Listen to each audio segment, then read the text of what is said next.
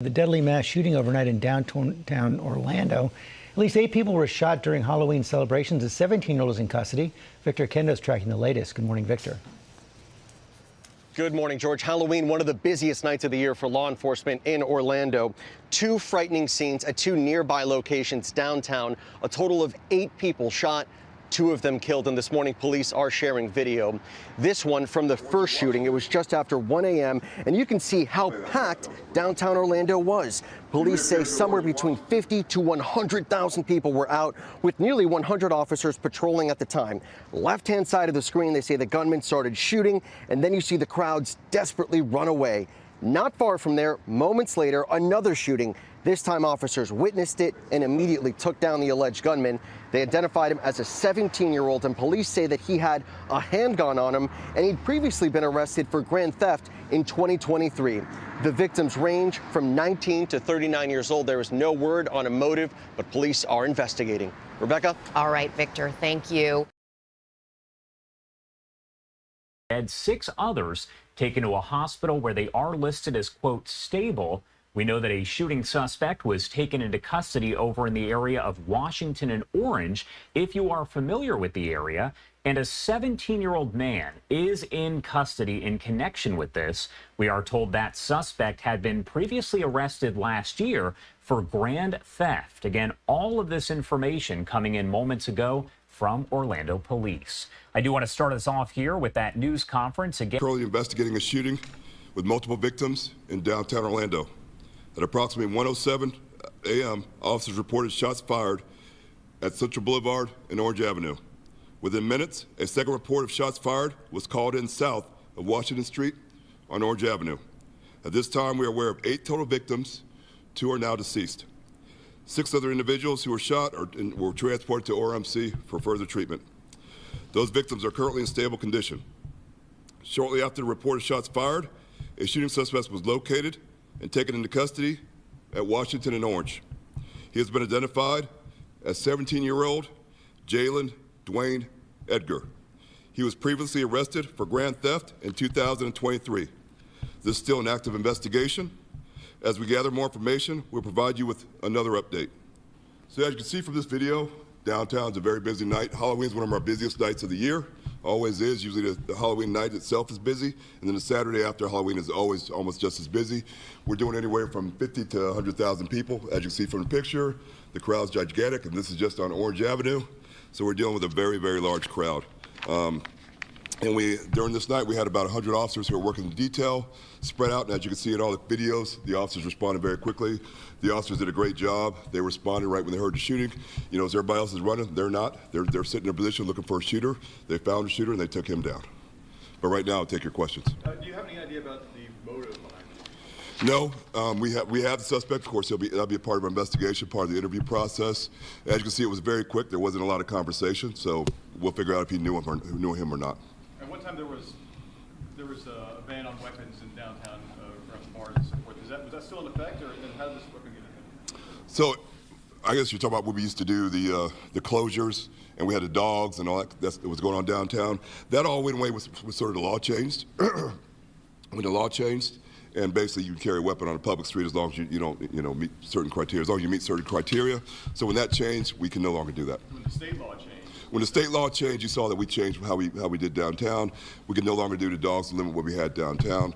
I know law enforcement's always changing. We are working with the city, working with the clubs downtown to figure out if there's something else we can go to sort of keep it secure down there. As you can see, with that many people down there, we have no idea what people have, on their person, if they have grudges against somebody. Most people are down there to have a great time. And of course, you always get those few people who come down there who have different things on their mind. Are the victims known, or are they considered random to the suspect? We're unsure of that. We're still doing an investigation. He's still being interviewed. And not in the club itself. Was any of these clubs equipped with any of the metal detectors? Was he frequenting any of the clubs downtown? No, we pretty much watched him come from where he parked his car and went into, and we didn't see him going to any clubs. He pretty much walked into downtown, walked up the street, and did what he did. What type of weapon was recovered? A handgun. Do you know the information on that? No, not right now. We'll release that later. It'll be a part of the investigation. Fired shots, or were there other shots fired by officers?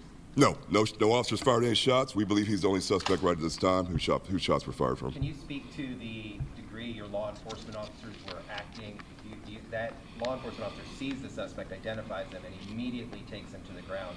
Kind of talk the mindset of what your law enforcement officers are encountering in downtown Orlando. So in downtown Atlanta, but throughout the whole city, and throughout anywhere with law enforcement officers, they're always trained, they're always ready to act. As soon as they heard the shots fired, you can watch any of these videos. None of the officers, went the other way. They didn't go with the crowd. Most of them, got a little bit of cover between them. They started scanning, seeing what was going on, and then they moved. They took action to keep everybody else safe, and that's what these officers do, and that's their job, and they did it, and I'm very proud of them. How was it they identified him as the suspect? Did they see the shot actually being fired at the Washington? The officers saw the second shots being fired at Washington. Nobody saw the first one on Central. We used the cameras, of course, to see that, play it back, because we have that capability playing back at major intersections. We played the camera back, saw the shooting happen. We put out his description right away, but then officers saw the second shooting happen. Because, you saw there was like 5 officers right there looking in that direction when he came up and started shooting. And he shot multiple people right there. Can you talk about that, just how brazen this guy is? There are police officers everywhere. He still has... Yeah, whatever his mindset was, he was going to shoot no matter what. He walked by multiple officers. We followed where he came from. He walked by at least 10 officers. Walked directly by them, kept moving past the officers. So he knew what he was going to do, what he thought his mind was going to do. It's unfortunate. Some people see somebody they don't like, somebody that they have some sort of beef with, and they take whatever action they're going to take. To your point, when he was walking by that first initial video that you showed us, he almost walks by the victim and then leans back and points back, fires a shot, and then takes off. Are you guys investigating whether or not he may have known this person had been following him around that evening? Yeah, that's a big part of what we're looking at. Did he know him? Did he just happen to stumble across somebody who's one of his enemies for whatever reason? So that's all a part of the case. But he definitely, you saw him, he looked back, saw him, walked by him, he knew exactly who he saw, shot quickly, and then moved out. Did it look like, to be clear, was one person who died at the first scene and the second person at the second scene? Yes. Okay. And did it look like he followed people from the first scene to the second one, or did he just happen to see people at the second scene too? I think he just ran into the second scene because he ran down Court Street, came back up an alley, and popped back out. So, and there were people still just walking and running in different directions. Unless that person just happened to be there, from what we saw, he was walking, he was walking deliberately on Court Street, not really following anybody until he saw what he was looking for when he popped back out on Orange. Twice he saw people, possibly saw people. Yeah. But that's all part of our investigation. We'll be looking into all that kind of stuff and see, what it's about. We see that the state attorney's here tonight, and we're dealing with a 17-year-old suspect with very serious type of criminal activity taking place. Do you or the state attorney want to comment on anything like that? As far as, we definitely make the arrests. Of course, juveniles do things like this, and we give the case to the state attorney, and he does, he handles it and does a great job with it and decides how we're going to prosecute. It's up to him if he wants to say anything about that. He's more than welcome to. Tell us about the victims, male, female. I don't have the information now. We'll get it all to you, but I know the victims they range all from 19 to 39 years old. All right. Good morning, everyone. So we received a call shortly after the scene was secured. My chief of homicide is down there working with OPD and their detectives, and so this is just part of the collaborations that we put forth in our administration to make sure that we respond quickly to the needs of our community. Obviously, our thoughts and prayers are with the several victims that we have tonight, and so we're going to do our job to make sure that we secure justice for those victims. Obviously, very early stages, but with a situation like this, 2 people dead, the magnitude of people out there, would you be looking to try this juvenile as an adult potentially?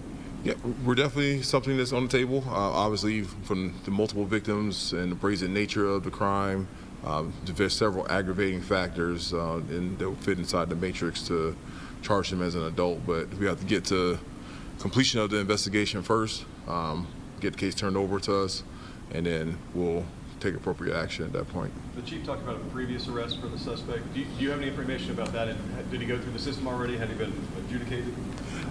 I'm not sure about it yet. Like I said, I received a call at 2:30 this morning. Was woken up and got dressed and came out here to make sure that we're going to do our job. This is a uniform we're not used to seeing you in. How did you prepare for this call when you got it, and what did you think and what did you do? So you got reported as a mass shooting. So we have certain protocols for me as the chief executive of the agency. So I got put on what I'm told to put on for that situation. But this is, we're ready to respond. So that's kind of my whole tactic. So I prepare myself to respond if I need to. Do you think this suspect will be charged as an adult or a child or minor? I think that, like I said again, based on the current information we have right now, there's several aggravating factors that would lead us to charge him as an adult, but we need to get to the bottom of the investigation first to figure out what exactly is the reason why this happened, which also plays a role in what type of charges that he's going to be facing later on. This seems to all be coming to fruition quickly. How important is the communication and collaboration between both police department and your officer? It's essential. I think Chief did a press conference some weeks ago. I think you were clearing at 100% of the homicides, and that's based a lot on the collaboration between my office and the OPD. Our ability to work early on in those investigations, advise and make sure that we're not missing anything and that we're making, quick, clear arrests and solving cases makes our community safer. So that's part of one of the things I really wanted to get our agency up and running when I came into office last year. Chief Smith, you mentioned that Halloween night and the Saturday after is usually one of your busiest nights. So any preparation already kind of going on to put extra patrol out tomorrow night or just kind of essentially prevent something like this again? Well, we will definitely look at if we need to add other officers, but we're almost at 100 now. So, we have officers pretty much, as you can see, on every block, multiple officers on every block, bike patrols in between, our TAC units that are driving in the parking garages looking for, suspicious activity.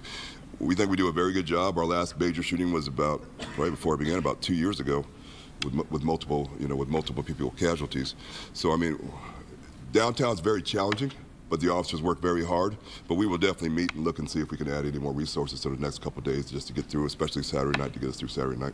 Chief, you've taken so many steps over the years since you've become the chief and taken a pretty strong stance on security in downtown Orlando. What do you have to say to the parents that are out there that a 17-year-old is out with a firearm on Halloween night? The community tends to put this responsibility on law enforcement, but at the end of the day, this suspect came from a home somewhere. Can you talk on that a little bit? Yeah, this is something that we can't do alone. I could put 200 officers down there, and like you saw in the video, he walked by multiple officers. He didn't really care.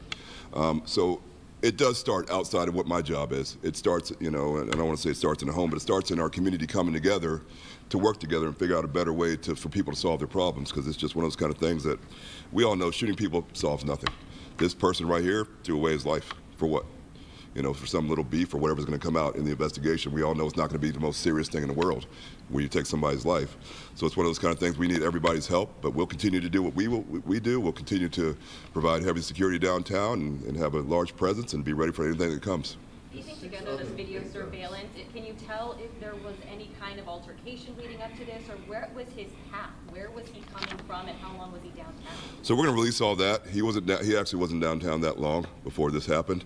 But the good thing about our surveillance system, we have a way of, we pretty much can see where he came from, where he walked to, who he met up with, and any conversations that happened, and sort of tell by how long they're standing in front of each other what actually happened. So that's going to come. That's part of an investigation. It's all going to come out in the next day or so. There'll be more updates. There are more videos, so we'll be releasing those. We do have to clean some videos up. We have to notify next of kin in a lot of cases. Our hearts do go out to the victims. It's a terrible tragedy that happened, but we do have to notify next of kin, and there'll be more videos that we can release and get it all out to you, including his history and everything on him, the suspect. Two more questions, that's it. You mentioned 2 deaths, but the 6 other people who were injured, were they shot by the suspect? Yes, they were shot by the suspect there at ORMC. The last report we got was that they're all in stable condition so far. Innocent bystanders? We assume, but it's hard to tell because he was in such a big crowd right there. It's hard to say who his actual target was. Are they cooperating? The victims? I'll have to find out about that. I'm not sure. I know most of them. We did get information from them, but a lot of this we had officers witness what happened, which is a lot easier for us for testimony. Then of course, we had the cameras and all that, so it's a lot easier. But we will talk to everybody like we always do and get their statements and exactly what happened. Can we confirm male, female victims?